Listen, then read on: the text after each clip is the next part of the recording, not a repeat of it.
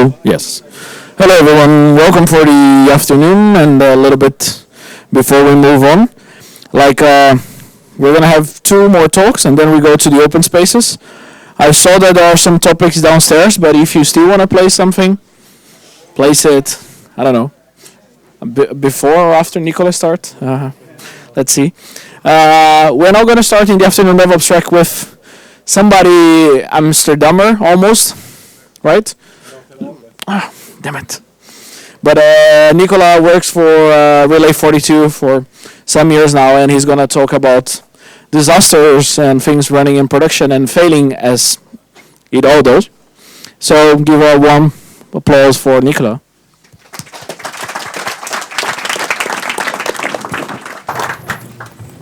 Thanks, guys. Thanks for coming. Thanks for the microphone. I see a lot of faces here. And let me start with my presentation. Oops, that's a bit too big. Let me Ctrl-0 it. And this is about my title of my talk anyway. So when things go in production, sometimes it's not what you expect. So let me see what I can do with the primary display. Native resolution is not the best that I have, so I think this would solve it. Yes. So at least I'm seeing what you guys are seeing. Or not. Or maybe not. We are? Okay. So let me find the present mode, which is in this inconceivably long window. Okay, and here we go. So we're going to be talking about DevOps, how things can go wrong, how it's actually sometimes okay to go wrong, and how you can actually learn the lessons of things going bad and actually make a better infrastructure, making your life better and your infrastructure better. I'll start with a short introduction. I am Nikola. I am 31 years old. I am a head of engineering in Relay 42, which is a Dutch-based company. I am employee number 4. Before that, before me was CEO, CTO, and another guy. So I've been there. I've seen things happening from a startup, and today we are a company of 100 people. So things have changed. Do we make mistakes still? Yes. And that's why I wanted to share with you how if you take your mistakes seriously and if you want to learn from them, if you want to apply some approaches, you can actually improve your life and also have some fun along the way. So this is also me. I am not on any social networks, but I'm on GitHub and Stack Overflow. You can see some of my commits, some pull requests. And about Relay, this is taken from our marketing pitches. We're in 2011. Blah, blah, blah, blah, blah. We're B2B, and we are doing marketing technology, and we are very fast growing in terms of client-based company, and also every year I've seen the company go to also increase in employees, and with that some certain chaos is created, unavoidable, and this is about how to tame the chaos and how to learn the lessons a bit. This is a bunch of our clients. You can see that we are fairly present on the Dutch market. I'm not sure how this thing works, but we are present on the Dutch market, and we have some lotteries, we have some airlines, some cheap tickets, KLM, NS, and a bunch of other clients. So being B2B, actually you are very often expected to do much more than being client-facing, just normal customers-facing, because we are talking about a huge amount of data. We are talking about companies that if you have a bit of downtime, maybe this is millions of loss for them. So this is brings a certain amount of pressure, and you should try to thrive under pressure rather than crumble. So on the agenda today, we have a short story about how we do operations in Relay, stories about disaster and recovery, hopefully, and then a very, very short outline of what we plan to do in the future, and maybe if we have time for some Q&A. So every team should, we believe, should have goals, and this is the goals taken straight out of our manifesto of the operations team in Relay. We have platform stability, fast development cycle, and making sure that developers can iterate fast, especially when mistakes happen. You don't want them to be waiting for builds for hours. Cost optimizations, of course, and security and compliance. So we are a meta team supporting all our development teams. And today we're going to focus on the first point, which is platform stability and how not to crash. So to get a bit of an idea of our load, how much data we have about on an easy day about 70,000 events per second. It grows continuously. So last year it was about 30,000 events per second, which is a massive load, and we are responding to this in real time. So the uptime is extremely important, but also the latency is important. And this we are using, as you can see, this is our cluster here of infrastructure. This is the total traffic that goes in the infrastructure. We are using Datadog. Maybe some of you can recognize the charts. So we are doing really fine-grained monitoring. For each service, for each microservice or auxiliary service, we have charts and dashboards. And of course, everybody has them, but ours are generated, are in Terraform, and we every time when we want to change something, we are making pull requests and going through all this process of actually verifying and knowing what you're actually monitoring. This is an example app that we have. This is another example app that we have, which we're going to be talking about today. This specific app. But the bottom line is all of this is actually not somebody clicking on an interface, but it's actually people putting effort and making sure that this is in code and representable very well. And this is one of our accounts. You can scroll a bit. This is all the microservices that we have on this account. So not many, but also not too little. And all of this is in code. For us, also, we also believe very strongly that whatever is not in code, it can break, or it's also not knowledge of that everybody else in the team has. So we spent a lot of effort in the last couple of years, still spending effort, to make sure that it's as easy as like just this. So you can see this is a couple of lines of Terraform code. This is how hard it is to create a new app in Relay 42 with load balancers, with security groups, with declarations of what it wants to use. So we like declaratively to express. And this is our monitors for this app. They're in Datadog, also using Terraform. So this is as easy to start a couple of monitors and say what is your threshold here, for example, and what is the stream that you are using. So we really believe in declaring everything in code and making sure that everybody knows what it is about. You can see a typical app here that we have. It's an app called Tracking. You can see that the average number of requests is about 2,000 per second, not a big deal. And this is the app that we're going to be talking about today. As you can see, a relatively new app, relatively new in sense that we started monitoring relatively recently. I think somewhere here we actually had it as a standard app, and then in here we actually run it in production. So what this app does, we'll take a look in the future, but this is basically how we are doing things. So let's be going on the juicy stuff, which is our incidents. So this is a burned down Jira chart of how many incidents we have. So you can see that in the beginning of the year we introduced actually specific type of ticket, which is incident, which is for us anytime when you have to do some manual changes to the system, or when the system performs in a way that you didn't expect, even if it's a minimal deviation. We like to take this very seriously. So you can see at the end, like our time to resolve is getting faster and faster. So we introduced some also time tracking on this, just to know where to focus, what are the services that we need to focus on, and where things are going wrong. Because if it's chaos, somebody has to keep track of the score. So today we're going to be talking about 48, 50, 67, 72, and 76, which brings us to the first lesson of the day. Nobody remembered any of the numbers that I said, so naming matters. If you want people in your organization to respond positively to, I need 5 developers right now, for incident 50, it doesn't ring a bell. So with this, we're going to be talking about the touch of death returns, killing me softly, can't scale, and paved with good intentions. So it's believe it or not, it really helps an organization to have people, even from your marketing team, even from your sales, even people that are not cooperating generally with developers or operations, to know something's going wrong. What is going wrong? The touch of dev. What is going on? Can't scale. So it's also important, of course, for the more technical people to say what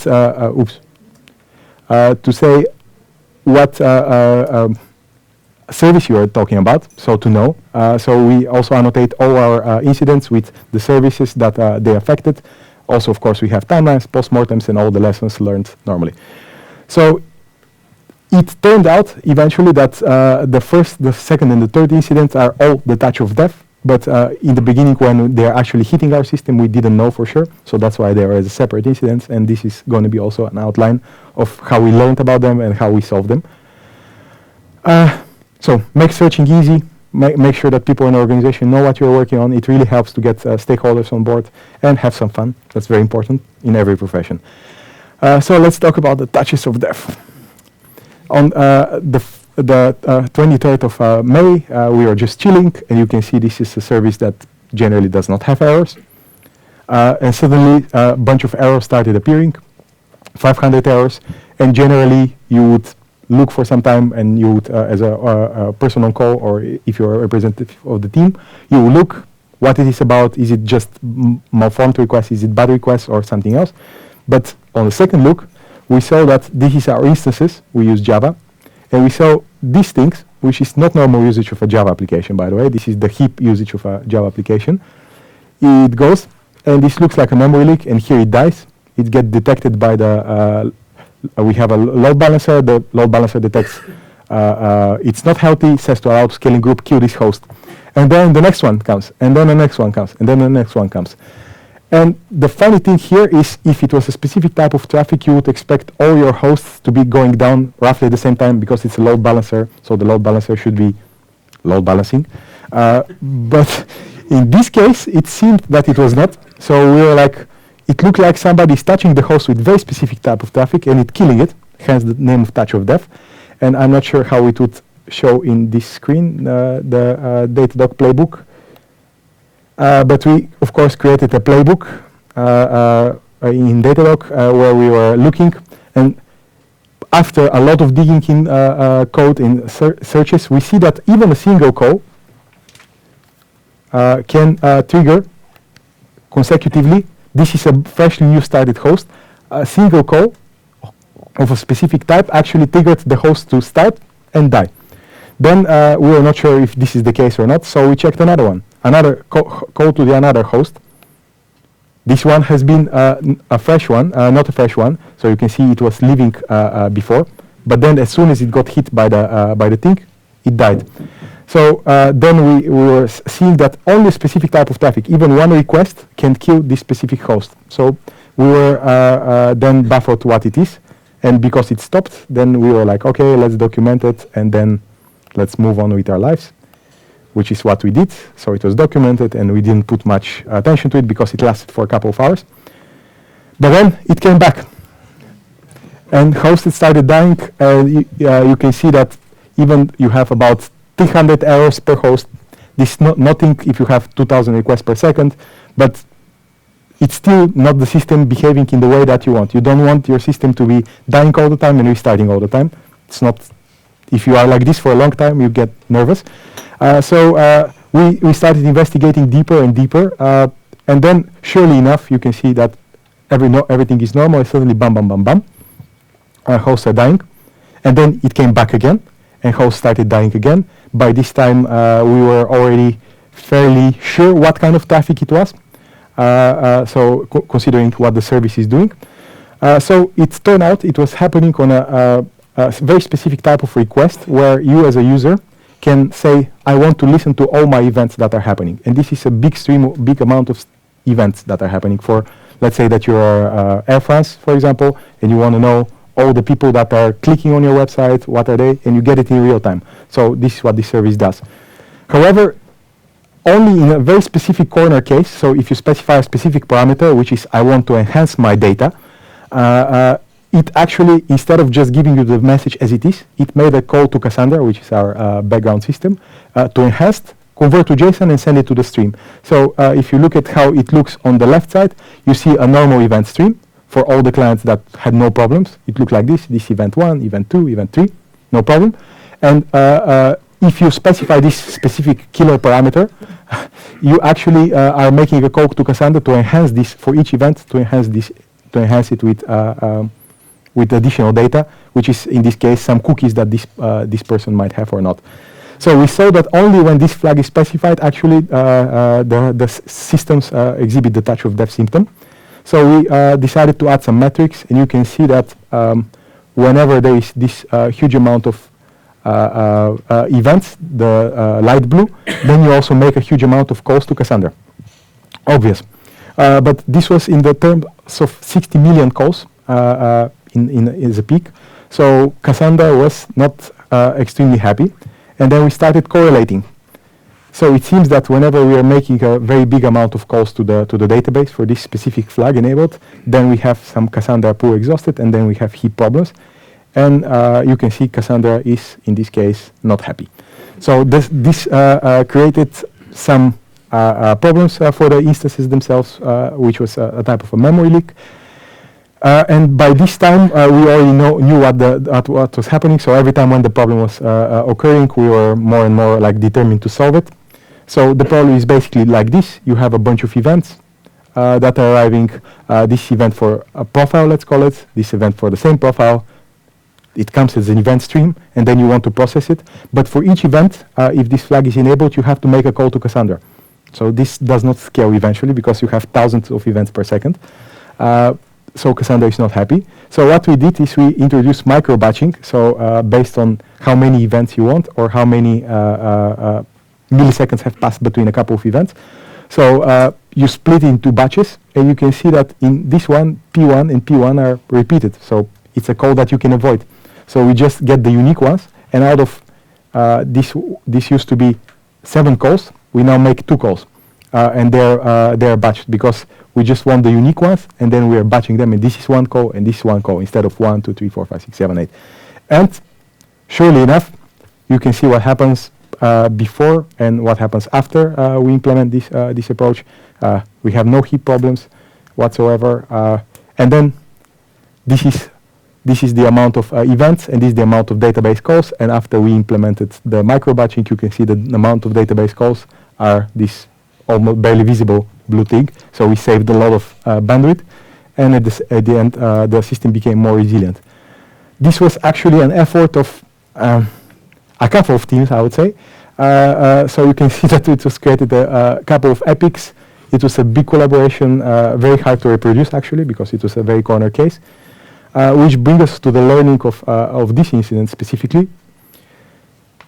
You have to monitor your stuff, and you have to know it in depth more than a traditional operations person and in the past. So you have to know what you're doing very deeply. Also, not all traffic is created equal. In this case, we had thousands of requests per second, but only 1 call was enough to kill a single machine. And also, it felt really great when we solved with the team this, and we were celebrating a lot, and it was really nice when you saw this looking like this, and the servers not dying at all. So that was a great learning for us, a great win. It took 2 months and a half, I think, from beginning to solution, but it was really great. Which brings us to the next one, which is called can't autoscale. And this is a situation where you have a problem that would have never occurred until another problem occurred. So it's a very interesting one. On the August, we saw that the same service suddenly cannot autoscale, which really depressed us because we thought we solved all the problems that it has, so what can possibly go wrong? But it seems that it cannot autoscale. And then we were like, why can't it autoscale? We dig deeper, and then we see that the host, upon starting, we are using, by the way, code deploying here. We are looking deeper, and we see that the host just does not boot up. A deeper look shows us this. There is a limit of 256 tables per subscriber. This is a limit that we would have never seen before if we hadn't had the previous incident that I just spoke about, because this is actually how our DynamoDB list tables look like. And what is DynamoDB list tables? this service needed data from Kinesis, as I mentioned before. If you need data from Kinesis with the client that we use, we need to know where you are in a certain stream and how fast are you processing it.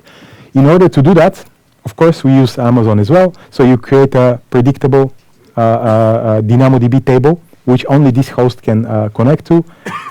However, what we didn't know is that there is a hard limit of how many tables with roughly the same subscriber you can have in Amazon. And because our hosts were coming and going during the touch of death, we never knew that we were actually attributing many tables that were not being used. They were just sitting there until we reached the hard limit. So in this case, the previous incident helped us find this one. And of course, how did we solve it? We just started creating a Lambda that just cleans up all the leftovers of the non-used REST API instances.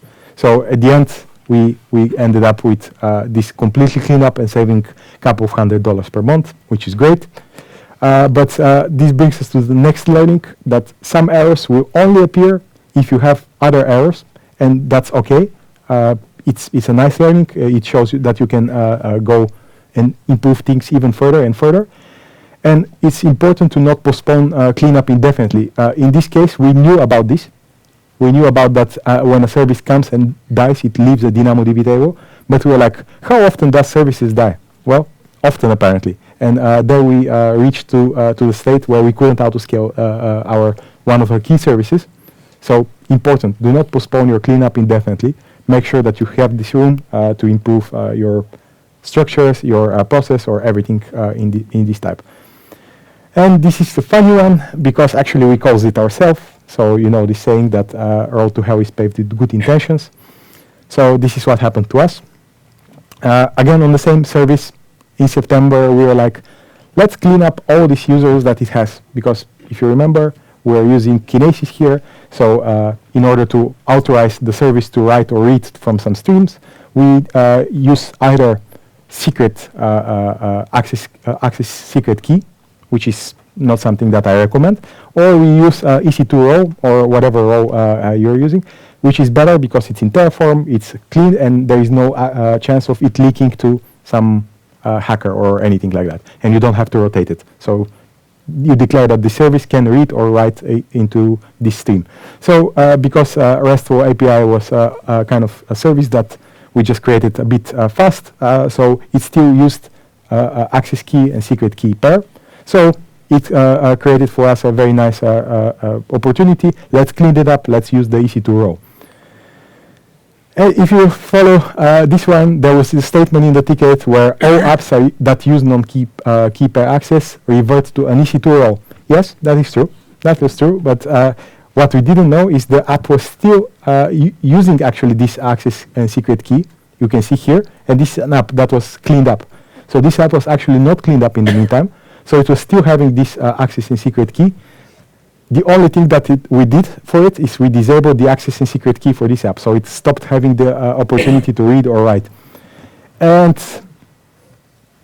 it started crashing. It didn't have the ability to write to its streams. So of course, what we did is we disabled the secret key pair, and the app rightfully reverted to an EC2 row. So we thought we were done, right? We thought we were done.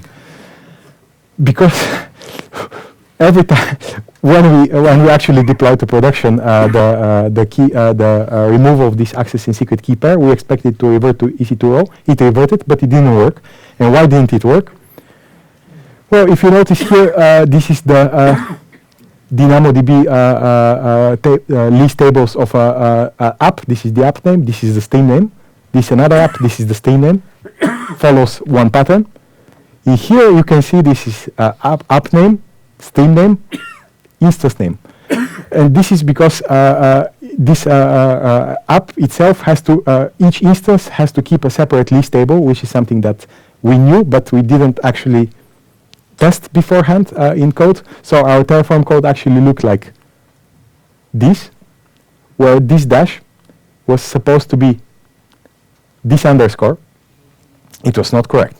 So what happened is, in this case, is the app started, reverted to EC2 row, but because the permissions were not correct, it also couldn't start. So at the end of the day, what we had to do is make another pull request, and what we learned from this is we started with something that we thought it would be extremely simple, and we thought we were doing a cleanup, and at the end we did a cleanup, but it was much harder than we expected, which brings us to the next lesson, that sometimes you break things in production. By the way, we did that in production while improving things, and that's completely fine. In our case, not having the ability to write to the stream was a delay and not a loss of data, so we were just delayed in how fast we can process the data, but it was a delay of like 15 minutes. So, but we went to some panic when the app couldn't start when we expected it to start. So, which brings me to the next question, which is what we plan to do in the future. So, Relay is a company that continuously evolves, and we like to learn from our mistakes, and we like also to introduce new concepts and standardize them across all the teams.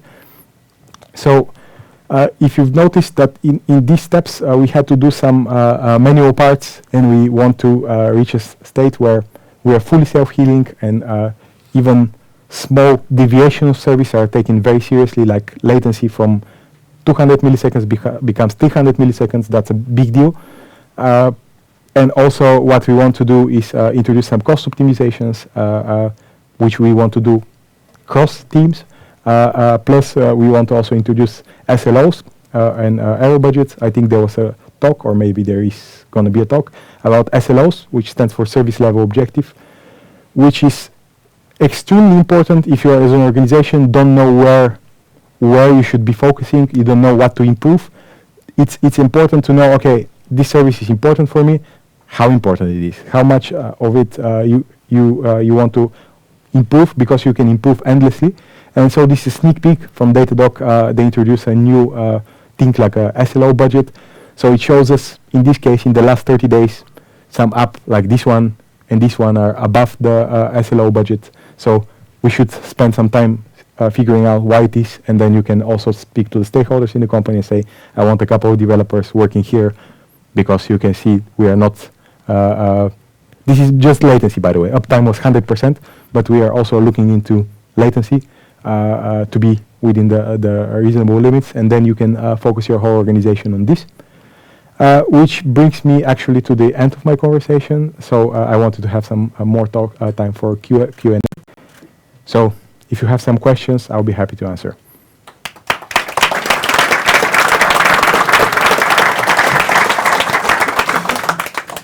Anybody has questions? I'll bring you the mic. Not throw it, but bring it. How do you see self-healing? I see it as a huge, it's a good question, because you can overdo it in the sense that sometimes you can, if you say self-healing is every time when my app dies, I start a new instance of it. Yes, that we already have, but this is not necessarily self-healing. Self-healing would be when your app dies and then your latency, for example, increases. Okay, you start new instances, but maybe that doesn't help. So at the end, if you scale indefinitely, you will just be wasting resources, but maybe the underlying resource, maybe being a database or underlying, I don't know, like a stream, maybe you have to scale that. So it's important to not overdo self-healing in the sense, like not start things endlessly, but to identify some scenarios in which case you want to be self-healing. For example, for us, you can start as many applications as you want, instances, but if your stream in Kinesis, because Kinesis streams have shards, if it's 2 shards, for example, the apps, only 2 apps can work at the same time on 2 shards, so it would be useless to start any number of instances more than the number of shards. So in this case, we will identify, okay, we have high latency, maybe we want to start more apps, up to the moment where the stream is restricting starting more apps, and then additionally start the stream and then start more apps. So it's a much more interesting process, and you want to be identifying situations in which you want to be self-healing and then make it self-healing rather than just start more. So it's important to get the balance there.